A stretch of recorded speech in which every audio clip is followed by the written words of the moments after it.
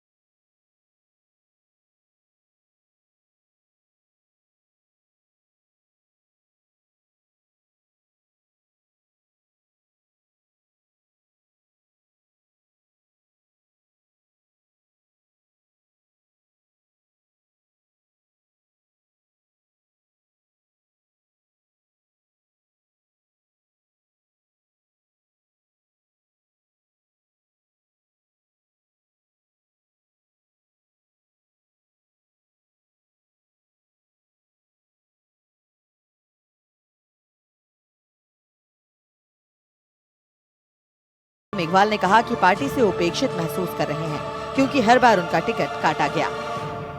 एक फॉर्म तो मैंने उस दिन भरा था शनिवार को, लेकिन आज भी मेरा मुहूर्त था तो मैंने आज भी पार्टी के आदेशों की पालना की फॉर्म डाला है। कितने फॉर्म हो गया? मेरे 4 फॉर्म हो गए। 3 दिन से जनता के बीच जा रहे हो, जनता का क्या मूड दिख रहा है आपको? मोरपाल सुमन चुनाव नहीं लड़ रहा, आम जनता चुनाव लड़ रही है। पूरी अंता विधानसभा की जनता चुनाव लड़ रही है। मैंने हमेशा जो एक जनप्रतिनिधि का नैतिक दायित्व और नैतिक धर्म होता है, क्षेत्र में विकास, क्षेत्र में सामाजिक सेवा के कार्य और क्षेत्र में धार्मिक कार्य, इन तीनों दायित्वों को पूरी ईमानदारी से मैंने निर्वाह किया है। बीजेपी के प्रत्याशी की जो बात की, ये उनका व्यक्तिगत पार्टी का मामला है, और अन्य आपने प्रत्याशियों की बात की तो ये लोग वह हैं जो बीजेपी का टूल बन के काम कर रहे हैं।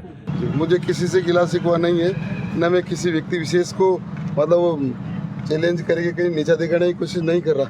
मैं तो मेरे विवेक से स्वतंत्र होके जो मुझे दिख रहा है, दलित, शोषित, प्रताड़ित, तो एक पीड़ा होती है दिल में, और उस पीड़ा को मैं मेरी आखिरी सीमा से मैं सहन नहीं कर पाया। मैं चाहता हूँ दलित नहीं, उदित हैं, चलित हैं, वो चलेंगे। नामांकन भर दिया है। मेरे साथ मेरे पिताजी, मेरी माताजी, मेरी पत्नी और मेरे बच्चों के साथ मैंने अंता उपचुनाव के लिए नामांकन भरा है। मेरा चुनाव भ्रष्टाचार के खिलाफ है। मेरा चुनाव आमजन की समस्याओं के लिए लड़ाई लड़ने का मेरा चुनाव है। मेरा चुनाव इंकलाब के नारे के साथ है। मेरा चुनाव भगत सिंह की सोच के साथ है। मेरा चुनाव धर्मनिरपेक्ष समाजवाद की राजनीति स्थापित करने का चुनाव है, और मुझे भरोसा है कि यहाँ की जनता, अंता का सर्व समाज इस बेटे नरेश मीणा को आशीर्वाद देगा।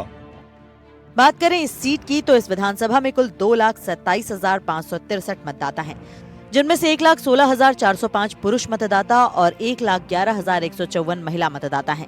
साथ ही 4 वोटर थर्ड जेंडर के भी हैं। जिले में कुल 268 पोलिंग बूथ बनाए गए हैं, जहां मतदाता अपने मतदान का प्रयोग कर सकेंगे। पहले कांग्रेस के टिकट बंटवारे से नाराज होकर नरेश मीणा ने निर्दलीय के तौर पर पर्चा भरा, तो बीजेपी से असंतुष्ट कार्यकर्ता और पूर्व विधायक रामपाल मेघवाल भी आखिरी दिन मंगलवार को पार्टी के खिलाफ मोर्चा खोलने के लिए तैयार बैठे दिखे। अंता के इतिहास की बात करें तो 2023 में बीजेपी के कंवरलाल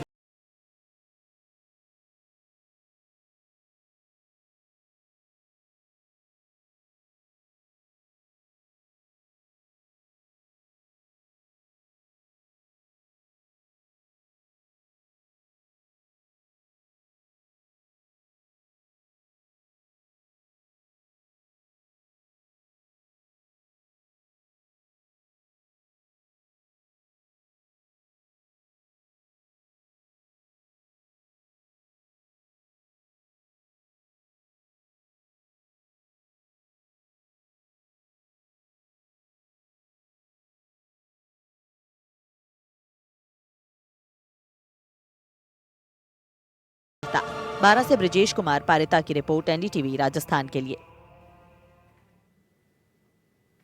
दीपावली पर पटाखों और आतिशबाजी का ऐसा नजारा देखने को मिला जिसने पिछले सभी रिकॉर्ड तोड़ दिए, लेकिन त्योहार के इस आतिशबाजी वाले जश्न ने कई घरों में नींद और चैन भी छीन लिया। देश से लेकर प्रदेश तक सांस के मरीजों की सांसों पर संकट खड़ा हो गया। एक रिपोर्ट दिखाते हैं। पटाखों से बैन हटा, हवा में जमकर जहर घुला, दिवाली पर जमकर आतिशबाजी, लोगों की सांस की बढ़ी परेशानी। हवा में घुली जहरीली चादर, पटाखों के प्रदूषण ने किया जीना दुभर।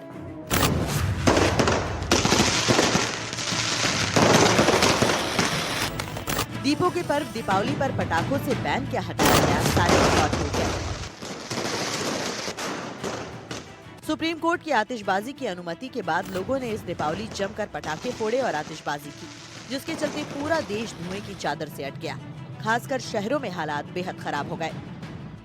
राजस्थान भी इससे अछूता नहीं रहा, जहां पटाखों से निकले जहरीले कणों ने अलग अलग शहरों की आबो हवा बदल दी और एयर क्वालिटी बेहद खराब कैटेगरी में जा पहुंची। क्या जयपुर, क्या अलवर, क्या जोधपुर और क्या बीकानेर, हर शहर का हाल लगभग एक जैसा नजर आ रहा है।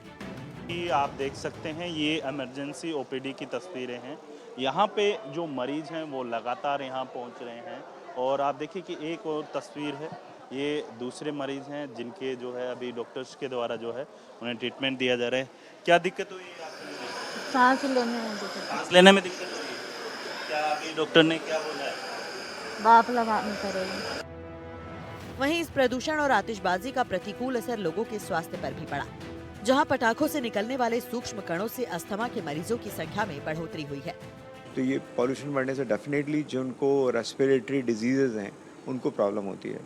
तो मैं आप सब लोगों को यही कहना चाहूँगा कि जो लोग जिनको रेस्पिरेटरी प्रॉब्लम है उनको बाहर उस समय नहीं निकलना चाहिए जब पॉल्यूशन ज़्यादा हो, और या फिर मास्क लगा के निकलें।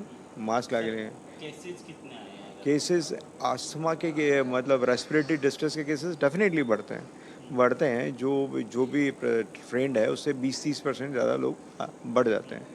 तो आज तो अगर छुट्टी का सा दिन है, बीच में एक दिन है, तो ओपीडी आज तो बहुत ज़्यादा भारी नहीं है, लेकिन जो रूटीन इमरजेंसीज में आने वाले हैं उनका नंबर डेफिनेटली बढ़ता है। यही हाल प्रदेश के बाकी जगह के अस्पतालों का भी रहा, जहां सांस की बीमारी के मरीजों के लिए पटाखे आफत बनकर आए और लोग बचाव के लिए अस्पताल पहुंचे। फिलहाल 1-2 दिन लोगों को राहत मिलने की उम्मीद कम ही है, क्योंकि प्रदूषण का स्तर बेहद गंभीर लेवल पर पहुंच गया है, जिसे फिर से नॉर्मल होने में समय लगेगा। लेकिन कुल मिलाकर देखा